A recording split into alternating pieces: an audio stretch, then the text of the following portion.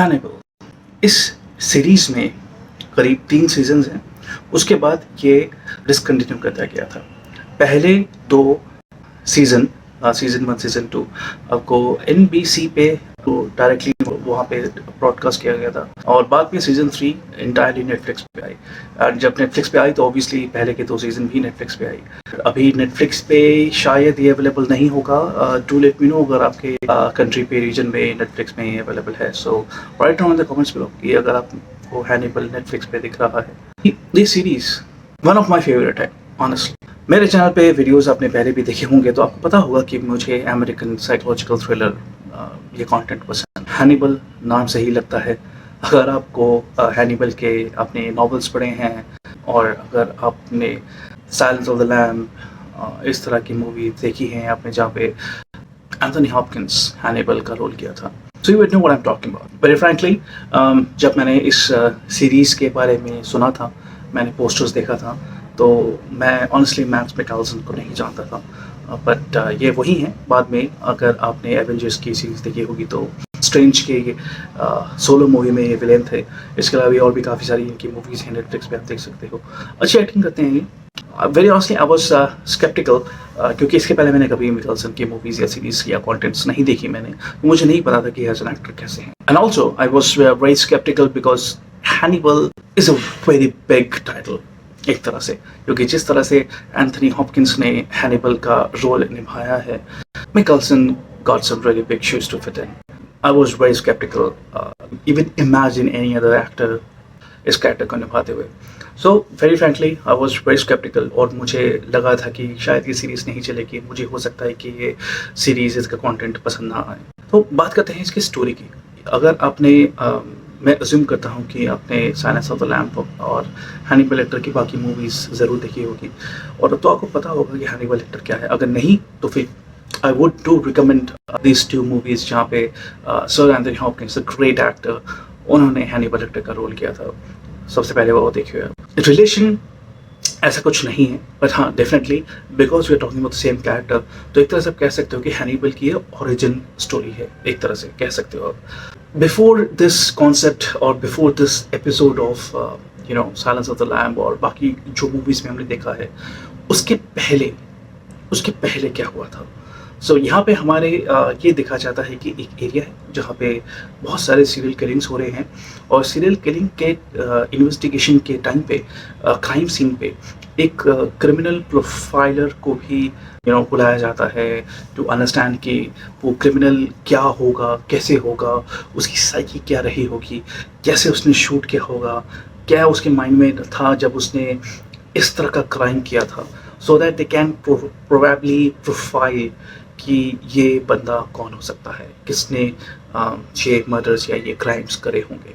तो जो criminal profiler है वो हेल्प करता है इस तरह के प्रोफाइलिंग में। जो हमारे यहाँ पे एक ये प्रोफाइलर है, ही इज़ विल ग्रैम, जो कैरेक्टर का नाम है। मूवीज़ में एडवर्ड नॉर्टन ने ये रोल प्ले किया था। सो विल ग्रैम का जो यहाँ पे कैरेक्टर है वो बहुत ही अच्छी तरह से दिखाया गया है कि जिस तरह से वो प्रोफाइलिंग करते हैं। जो वेरी फर्स्ट सीन है कि he imagines himself being the criminal. हम एज एन ऑडियंस जब हम वो क्राइम देख रहे हैं तो वो विल ग्रैम की नज़र से देख रहे हैं, because Will Graham is visualising himself doing those crime scenes and that's how he is able to say कि यहाँ पे ये हुआ होगा, यहाँ पे वो हुआ होगा, उस क्रिमिनल ने ये यहाँ पे ये इस तरह से मारा होगा, ऐसे किया होगा, इस टाइप पे उसके माइंड में ये सब चीज़ें चल रही होंगी, फिर वो यहाँ पे गया। इस तरह के चीज़ें वो एसरटेन कर रहा था, एनालाइज कर रहा था, ऑब्जर्व कर रहा था। तो जब वो ये चीज़ें कर रहा होता है तो हम ये देख रहे होते हैं कि ये सब विल ग्रैम कर रहा है और हम विल ग्रैम की नज़र से देख रहे हैं। तो एक तरह से आप भी उसी फीलिंग्स या उसी रोलर कोस्टर राइड को एक्सपीरियंस कर रहे हो जो विल ग्रैम कर रहा है। अब यहाँ पे अगर मैं थोड़ी सी और साइकोलॉजिकल लेवल पे बात करूँ तो because Will Graham is putting himself in the shoes of a serial killer to identify, to profile that particular criminal, उसको भी एक साइकियाट्रिस्ट की ज़रूरत पड़ेगी to remain calm, to remain sane, वरना he's like on the verge of losing his sanity. So अगर मैं ये कहूँ कि if his life was not like this, which is that of forensic experts and criminal profiling. If his life would have been like that, तो शायद ये एक serial killer होता, because he's actually able to think like a serial killer. That's how वो serial killers को profile कर पा रहा है. He would constantly need psychotherapy to remain balanced, to remain calm.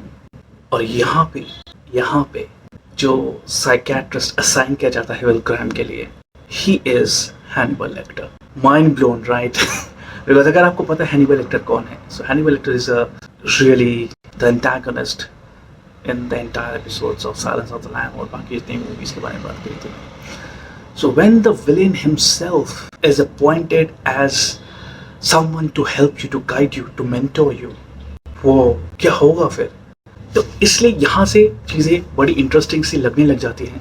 और हैनिबल कुड इजीली आइडेंटिफाई, वो भाप लेते हैं, he could sniff about Will Graham की यार इसमें वो टेंडेंसीज हैं सीरियल किलर बनने की. So he slowly luring him towards himself. और हैनिबल लेक्टर में एक अजीब सी ग्रेविटेशनल पुल है, that Will Graham is getting attracted to the demeanour, to the charm of Hannibal. Not in a romantic way, of course, but एक sense है, एक passionate psychotic sense है जिससे वो अपने आप को खींचा हुआ महसूस कर रहा है, उसकी तरफ खींचा हुआ महसूस कर रहा है. एंड एज एन ऑडियंस आप भी देखोगे कि Hannibal Lecter is such a magnetic character. You will start to admire that monster.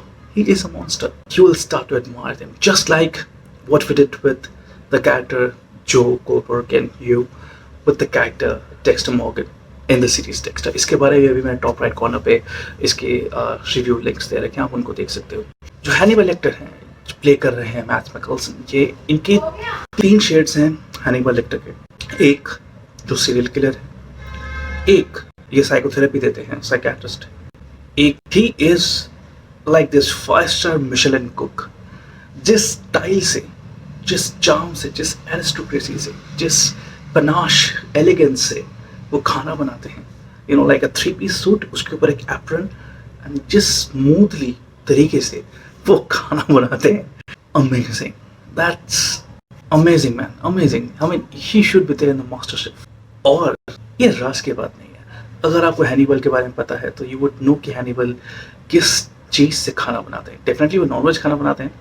तो अगर आप वेजिटेरियन हैं, अगर आपको बिल्कुल भी पसंद नहीं खाना नॉन वेज या नॉन वेज के बारे में बात भी करना, सो या यू कैन स्किप इट. पर अगर आप उनमें से हैं जो ये रिमाइंड दैट, सो या you can definitely give it a watch. Although यहाँ पे मैं ये बिल्कुल नहीं कहूँगा, ये दिखाऊँगा कि जी किस तरह से एनिमल्स पे अत्याचार किया जा रहा है या उनको काटा जा रहा है. नहीं, ऐसा कुछ नहीं है, ऐसी कोई सीन नहीं है.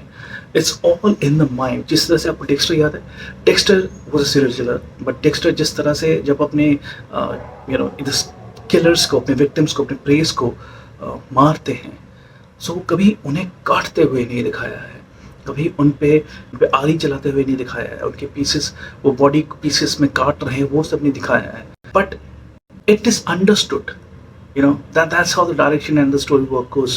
It is understood कि वो ये सब कर रहे हैं. सेम वे हैनिबल में भी खाना बना रहे हैं, मीट पीसेस पड़े हुए हैं, आपको हिंट दिया हुआ है कि ये मीट पीस किसका हो सकता है.